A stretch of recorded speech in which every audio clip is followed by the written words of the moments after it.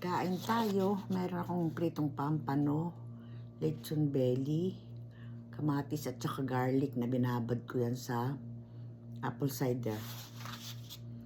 Kasi pagka kumakain ako ng karne, pag minsan nahihilo ako, baka mataas ka ako ang aking cholesterol or sugar. Kain tayo.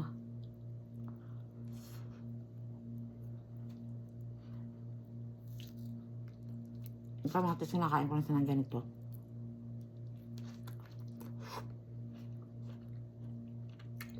Yummy.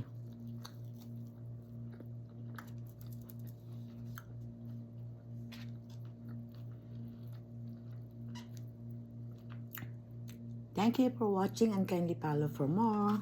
Kain tayo. Lechon belly, pampano, tomato, and garlic. Thank you very much.